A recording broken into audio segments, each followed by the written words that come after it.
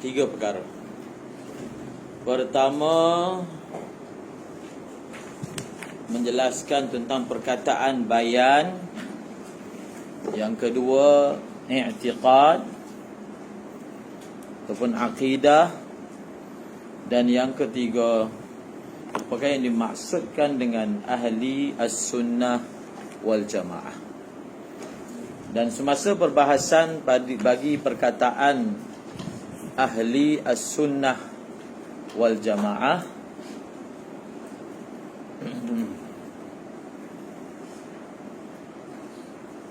semasa perkataan ahli as-sunnah wal jamaah, tiga perkara kita bahaskan. Pertama, apakah yang dimaksudkan dengan ahli sunnah wal jamaah. Yang kedua, apakah yang dimaksudkan dengan tariq as-sunnah wal jamaah ataupun ahli sunnah wal jamaah. Dan yang seterusnya adalah Allahumma salli sayyidina Muhammad. Yang ketiga apa? Indikator, tanda bagi ia menunjukkan bahawasanya itu adalah ahli sunnah wal jamaah. Qala al-musannifu rahimahullahu ta'ala wa nafa'ana bi'ulumihi fid darain amin. Hadha dhikru bayani, apa dia? Aqidah. Dalam sebahagian naskah i'tiqad. Hadha dhikru bayani i'tiqad dalam naskah ni. Hadha dhikru bayani aqidati ahli sunnati wal jamaah ala madhhabi fuqaha'il millah Abi Hanifah an-Nu'man ibn Thabit al-Kufi wa Abi Yusuf Ya'qub ibn Ibrahim al-Ansari wa Abi Abdullah Muhammad ibn al-Hasan al-Shaybani ridwanullah alaihim ajma'in wa ma ya'taqiduna min usuliddin wa ma yadinuna bihi li rabbil alamin. Wa ma yadinuna bihi li rabbil alamin. Ala madhhabi fuqaha'il millah. Ini adalah sebutan bagi penjelasan bagi i'tiqad ahli sunnah wal jamaah. Penjelasan itu ataupun i'tiqad itu, ala tu kita boleh kata hal. Hal keadaan akidah itu atas mazhab. Hala kauniha ala madhhabi. Faham? Jar majrur muta'alliq kepada mahzuf hal. Hal keadaan akidah itu, hala kauniha, kaunil aqidah ala madhhabi fuqaha'il millah.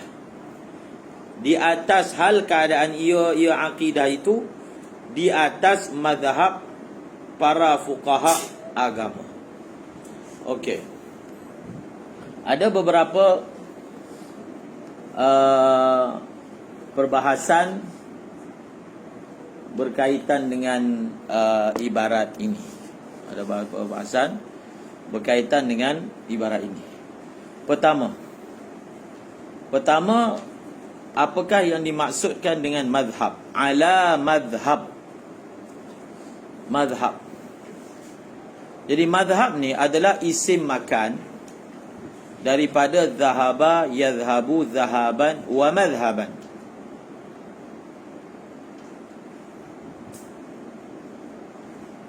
Itu dia punya asal usul dia.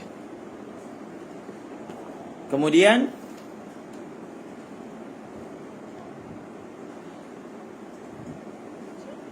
makna dia, itu dia punya istiqaq dia, asal dia. Segi saraf dia adalah isim makan. Kemudian makna dia segi lughah apa? Huwal makanu alladhi yudhhabu ilaih. Huwal makanu alladhi yudhhabu ilaih. Makna dia adalah apa? Dia adalah tempat yang dipergi kepadanya. Maksud tempat yang dipergi, yang pergi kepadanya. Orang pergi kepada dia. Dia panggil mazhab. Misalnya kita tanya, aina mazhabu Zaidin? Di mana tempat perginya Zaid? Aina mazhabu Zaid. Di segi lurah. Tapi kalau daripada segi istilah, maka mazhab ini diistilahkan. Jadi dia telah diambil kata pinjam lah. Dia ambil kata pinjam.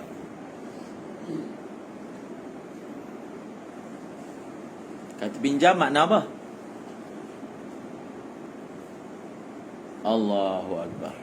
Yang pertama, mazhab ini maksudnya al-manhajul al-istidlaliyu lil-aqidah. Al-manhaju al-istidlaliyu lil-aqidah.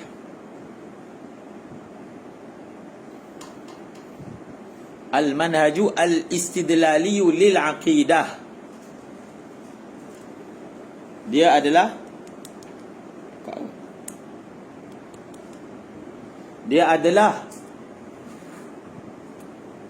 merupakan, dengarkan suara, manhaj. Manhaj ni apa? Cara, metodologi pengistidlalan dalam akidah. Metodologi pengistidlalan. Al-manhajul istidlali lil aqidah.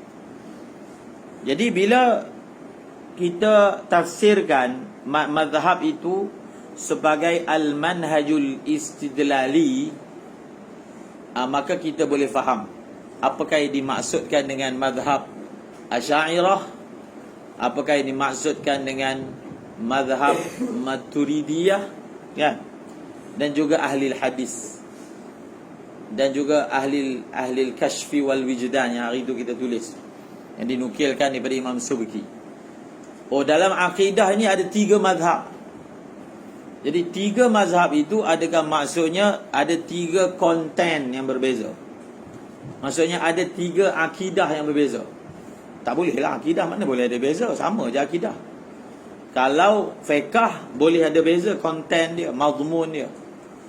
Tapi bila kita faham maksud mazhab itu adalah al-manhajul istidlali lil aqidah, kalau kita tafsirkan begitu, maka tidak menjadi masalah untuk kita faham terpecahnya Ahlus Sunnah wal Jamaah kepada 3 mazhab.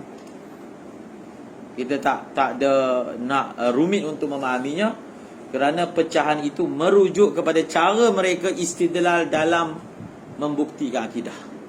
Akidah tu sama aja, faham? Cuma cara nak sampai tu, cara nak takrirkan dalil wal barahin, uslub dia, faham? Nak pergi semua tempat sama, tapi yang ni dia nak cari tempat tu, dia pakai Waze. Yang ni pakai Google Map, yang ni pakai orang tanya call. Ni kau nak mana? Seorang lagi dia pakai ingatan dia. Tujuan sama kan? Manhaj istidlal, manhaj nak sampai, manhaj nak membuktikan. Okey?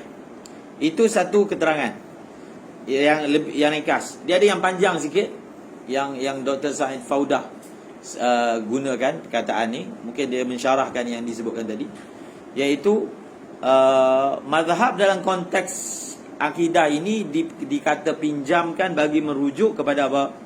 At-tariqatu allati tahtawi 'ala al-adillah wal asalib fi taqriril mafahim.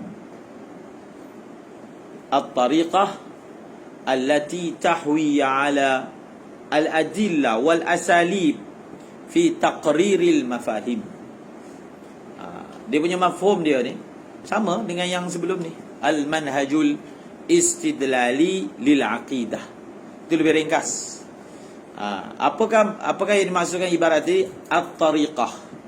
Mazhab ni merupakan jalan, metodologi, allati yang tahtawi, mengandungi, alal adillah, mengandungi dalil-dalil dan cara-cara dalam mengisbatkan kefahaman-kefahaman, maksudnya akidah. Maksudnya dalam kita nak isbatkan Allah Ta'ala itu qadim, apa cara dia? Kita nak takrirkan benda tu. Itu pelajaran dalam akidah untuk yang fardu kifayah ni. Satu, kita beriktikad dengan satu iktikad kan. Satu lagi, kita mendalilkan kebenaran iktikad. Orang yang belajar ilmu kalam, dia ada ilmu tu. Dia ada ilmu istidlal. Apakah contoh untuk istidlal kebenaran adanya pencipta? Satu, guna istidlal akal. Baharunya alam, kita guna istidlal akal. Kita guna burhan. Yang standard lah, contoh yang standard dalam Umul Barahin yang kamu belajar, al-alamu mutaghayyirun, ini syakli awal. Wa kullu mutaghayyirin hadisun, fal alamu hadisun. Faham? Dia guna syakli awal untuk takrirkan, untuk isbatkan poin alam itu baru. Al-alamu hadisun itu natijah matlubah yang dicari. Kita dah ada dah, akidah tu dah ada dah. Sekarang ni nak dalil kan. Faham? So ada yang menggunakan dalil akli. Yang tadilah dalil akli, dengan menggunakan metodologi hujjah dalam ilmu mantiq, syakli awal. Faham? Ada juga menggunakan metodologi nakal. Nakal maksudnya dia akan petik ayat Quran dan dia petik hadis. Ataupun dia menggunakan akal yang dipanggil dalam hujjah ni, kamu belajar kan, dia ada khitabiyah musallamah, qadaya musallamah dan seumpamanya. Macam contohnya orang Arab Badui, dia kata al-ba'ratu tadullu 'ala al-ba'ir. Ini contoh. Dengan akal yang simple pun dia boleh hujjah bahawasanya alam ni ada pencipta. Dia kata al-ba'ratu tadullu 'ala al-ba'ir. Tahi bila jumpa atas jalan, tahi unta, dia menunjukkan adanya unta. Faham? Adalah unta, sama ada unta lalu kat sini ke, ataupun tahi unta dia berak tempat lain, orang bawa kat sini ke. Tapi kok mana pun, bila orang tengok tahi unta, maka akal tu akan proses, mesti ada unta. Tak ada tiba-tiba tahi unta ni turun dari langit, bom. Akal tak boleh proses benda tu. Faham? Bila akal tengok, dia terus proses tadullu 'alal ba'id. Faham? Maka dia kata langit bumi apa semua yang terbentang luas ni, bukankah dia menunjuk kepada Al-Latifil Khabir, Allah Ta'ala? Itu juga istidlal juga. Faham? Itu juga istidlal. Dalam Al-Quran Allah Ta'ala berfirman, sanurihim ayatina fil afaqi wa fi anfusihim hatta yatabayyana lahum annahu al-haq. Sanurihim ayatina fil afaq wa fi anfusihim hatta yatabayyana lahum annahu la. Ayat ini menjadi hujah sebab golongan yang menggelar mereka salaf, ini satu tajuk perbahasan di dalam melencong ni. Tapi satu tajuk perbahasan yang kalau ada masa kita kena bahaskan, apakah hukum beristidlal dengan akal bagi mensabitkan ketuhanan. Faham? Ketuhanan ni, ilahiyat. Nak sabitkan ketuhanan, kita guna dalil akal. Itulah yang dibuat oleh ilmu kalam. Sebahagian mengatakan bid'ah, tak boleh. Kita dah ada Al-Quran, kita dah ada hadis, maka bas, itulah kita punya hujah ni. Maka kita kata ayat Al-Quran sendiri mengisbatkan penghujahan menggunakan akal. Ayat yang kita bacakan tadi, sanurihim ayatina fil afaq, kami akan memperlihatkan kepada mereka tanda-tanda kami di bumi, di pelusuk bumi. Jadi wa fi anfusihim, dan dalam diri mereka. Wa fi anfusikum afala tubsirun ya.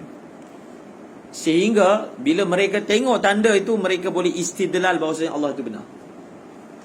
Jadi mereka istidlal tu pakai apa? Ayat Quran? Tak, dengan melihat tanda tu. Bila melihat tanda, akal diproses. Ini begitu uniknya, begitu seninya ciptaan dalam badan manusia. Kalau benda sesimpel kulit plastik, coklat pun orang tak kata dia jadi sendiri, kan? Apatah lagi ciptaan seni dalam tubuh yang begitu halus, yang sentiasa ditemui penemuan baru, maka dia menunjukkan Allah itu benar. Itu kan istidlal akal, faham?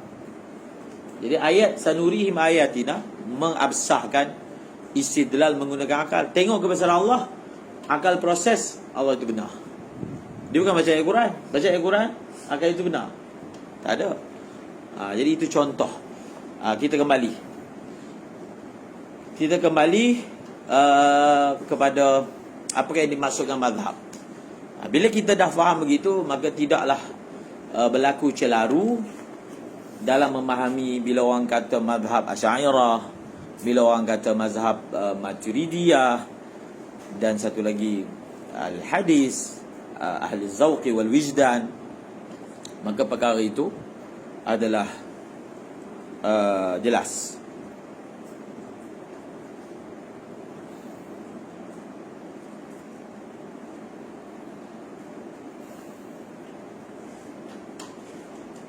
Okey.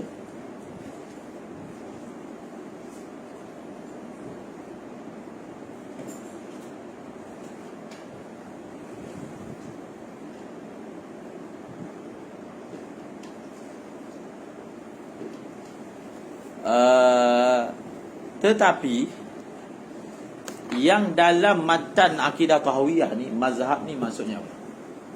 Bang, Imam Tahawi sebut ala madhabi. Ni, yang dalam matan akidah tahawiyah ni,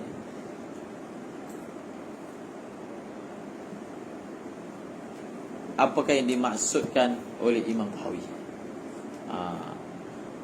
Kalau disebut mazhab Asy'ariyah, yang dimaksudkan tadi tu manhajun istidlalul aqidah, ataupun at-tariqah allati tahtawi 'ala al-adillah wal asalib fi taqriril mafahim.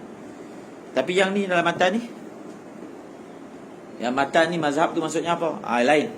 Maksudnya lain. Yang dimaksudkan dalam mazhab ini, dalam matan ini, mazhab itu maksudnya adalah nafsul aqaid allati yalja ilaiha an-nasu wa yadhhabuna ila al-i'tiqadi biha. Itu lebih sesuai untuk kita maknakan mazhab daripada matan ni. Apa dia? Nafsul aqaid allati yalja'u ilaiha an-nasu wa yadhhabuna ila al-i'tiqadi biha. Nafsul aqaid allati yalja'u ilaiha an-nasu wa yadhhabuna ila al-i'tiqadi biha. Yang dimaksudkan dengan mazhab dalam matan ni adalah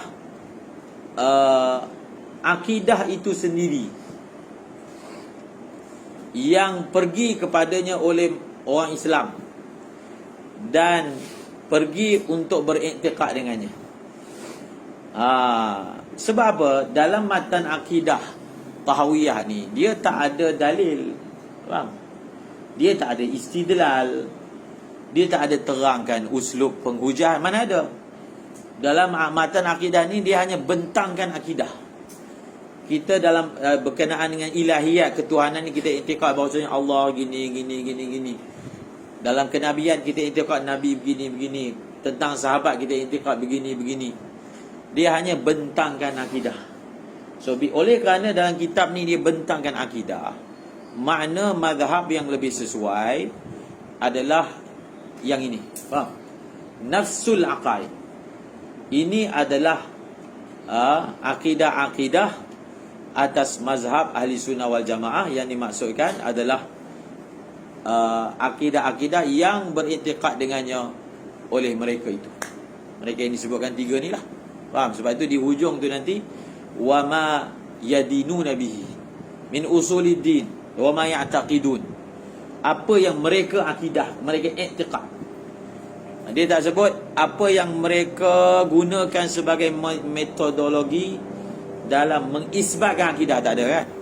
Kat depan nanti, apa yang mereka itu, tiga orang yang disebut sebagai fuqaha ilmillah, iktikad.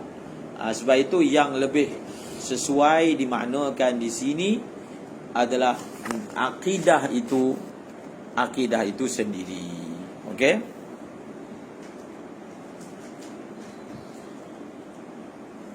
Jelas.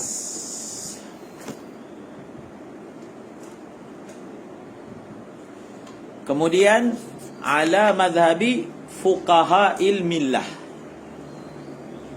Fuqaha'i ahli millah ke millah? Ada ahli? Apa dalam naskah ni ada? Okey, tak apa. Ni dalam naskah ni ada. Okey, tulis kat tepi nun kecil kan, nun kecil tepi. Nun kecil tu menunjukkan naskah lah. Jadi kamu tulis nun kecil kat tepi isyarat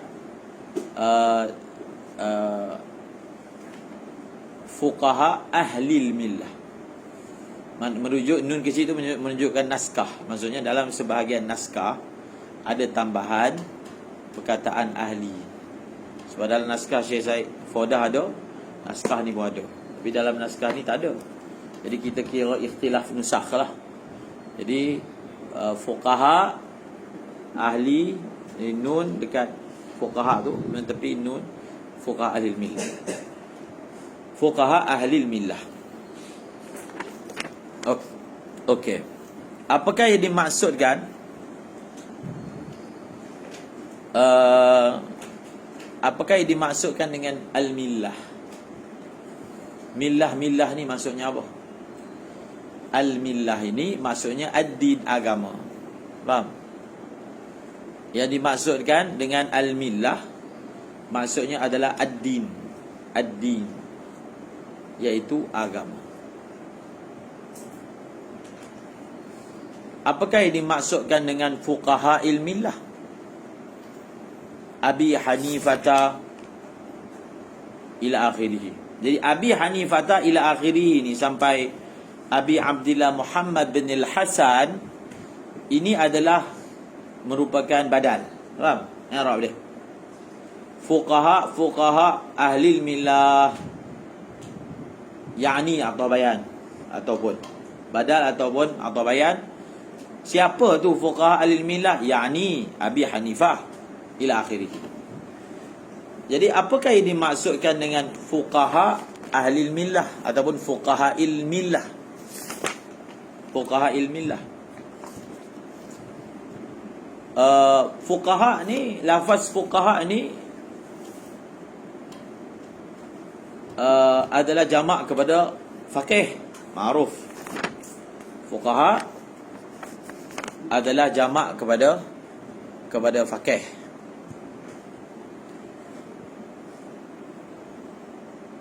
Jadi bila beliau kata fuqaha agama al-millah, millata abikum Ibrahim wa sammakumul muslimin.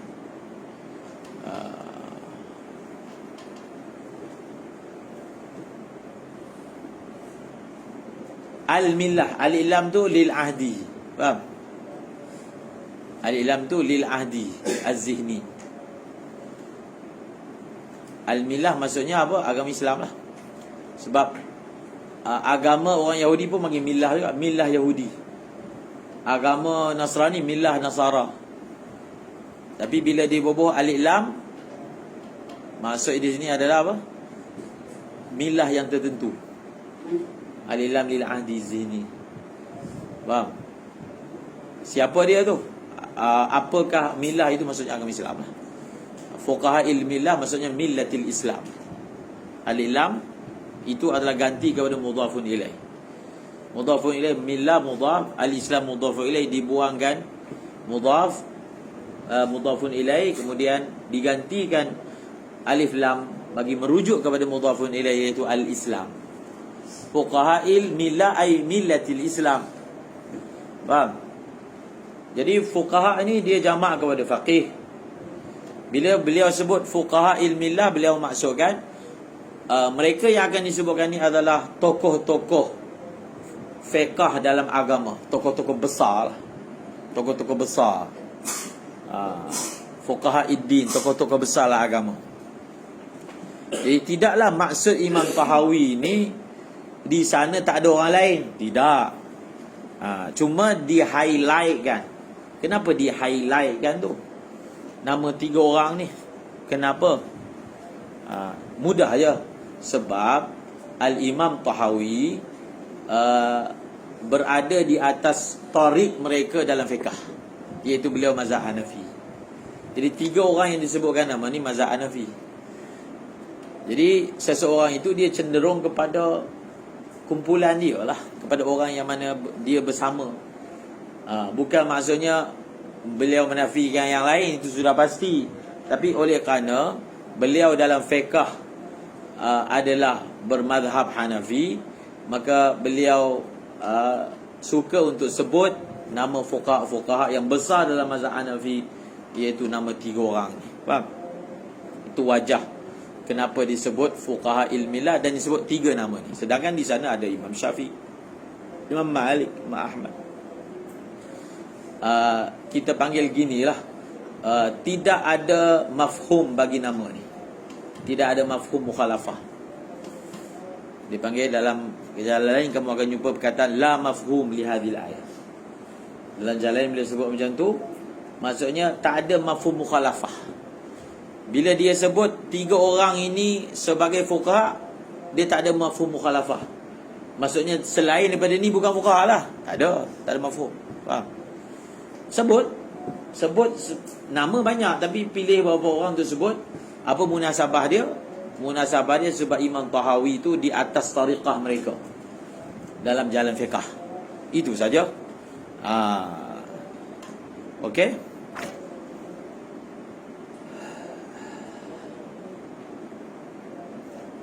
Habis. Kemudian disebutkan nama Abi Hanifata, kunyahnya Abu Hanifah, dikenali pun dengan Abu Hanifah. Namanya An-Nu'man bin Thabit dan Al-Kufi nasabnya, nisbah negerinya. Kemudian Abu Yusuf kunyahnya Yaqub bin Ibrahim, namanya Al-Ansari keturunannya.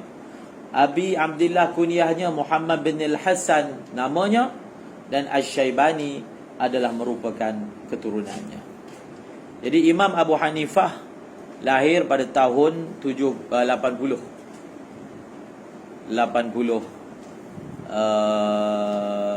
Hijrah. 80 Hijrah.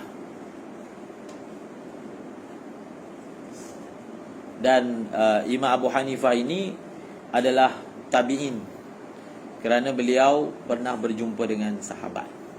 Dia ada perbahasan panjang lah, siapakah sahabat yang Imam Abu Hanifah pernah temui. Tapi yang pastinya beliau wafat pada tahun 150 Hijrah, tahun yang sama lahirnya Imam Syafi'i. Maknanya apa? Kalau lahir tahun 80, wafat pada tahun 150, umur apa? 70 tahun. Faham?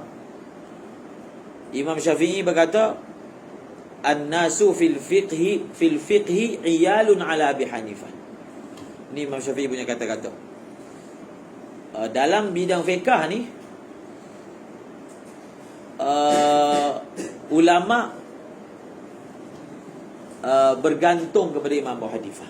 Iyal ala Abi Hanifah. Ala Abi Hanifah. Jadi pujian Imam Syafi'i sudah cukuplah untuk nak menunjukkan makanah kedudukan beliau dalam bidang fiqh ni. An-nasu fil fiqhi iyalun ala Abi Hanifah. Orang ramai, an-nas yang dimasukkan di sini ni ulama. Ulama dalam fiqh ni dia memang bergantung dengan Abu Hanifah. Beliau telah ada satu mazhab fiqh yang agung, yang besar. Imam Abu Hanifah, An-Nu'man bin Thabit Al-Kufi. Yang 2 orang lagi ni yang nama disebutkan itu adalah merupakan anak murid langsung beliau. Yang pertama dikenali, orang panggil dia Qadhi Abu Yusuf. Yang kedua Imam Muhammad bin Hasan Asy-Syaibani. Terkenal lah. Dan Imam Syafi'i pernah berguru dengan Imam Muhammad bin Hasan Asy-Syaibani. Imam Syafi'i, iaitu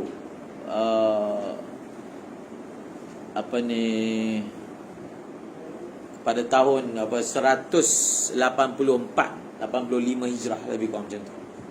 Ketika kali pertama Imam Syafi'i masuk kota Baghdad, dibawa daripada Yaman. Imam Syafi'i ditangkap oleh khalifah pada waktu itu atas tuduhan bersekongkol dengan pemberontak, nak guling kerajaan, fitnah lah. dibawa ke Baghdad, ingin dibunuh tu.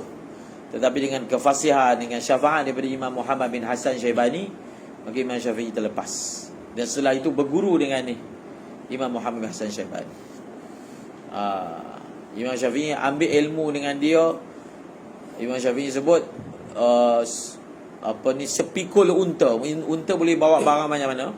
Banyak tu. Dia punya belajar dengan Imam Muhammad bin Hasan Asy-Syaibani. Dan dengan Imam Muhammad bin Hasan Asy-Syaibani, Imam Syafi'i mempelajari fiqh ahli Iraq. Faham? Ataupun mempelajari mazhab ahli ra'yi. Mazhab fiqh ni ada ahli hadis, ahli ra'yi. Imam Syafi'i belajar dengan Imam Malik mazhab ahli hadis. Dan dengan Imam Muhammad bin Hasan Syaibani ahli ar-ra'yi. Jadi beliau dengan dua gabungan itu, maka lahirlah mazhab al-Imam Syafi'i, gabungan daripada ahli ar-ra'yi dan ahli hadis. Beliau belajar terus daripada core. Belajar daripada Imam Malik terus, berguru dengan anak murid terus Imam Abu Hanifah, Imam Ahmad bin Hanbal, ada anak murid Imam Syafi'i. Jadi sebenarnya empat mazhab itu dalam circle yang dekat sahaja. Maka wallahu a'lam bissawab, esok kita akan terangkan lagi berkaitan dengan mazhab akidah ni. Ataupun tajuk dia esok adalah berkaitan dengan bertaklid dalam akidah. Apakah hukum bertaklid dalam akidah? Taklid ni dia tak tahu dalil. Dalam kitab kata Allah Qadim, dia kata Allah Qadim. Dalil Allah Qadim tak tahu. Itu dipanggil at-taqlid fil aqaid. Itu memang bahasa rancak lah dalam ilmu usul fiqh. Apakah hukum akidah orang yang jenis taklid, dia tak tahu dalil, sikit pun tak tahu, walaupun ijmali, macam mana hukum dia? Wallahu a'lam bishawab. Subhanallah.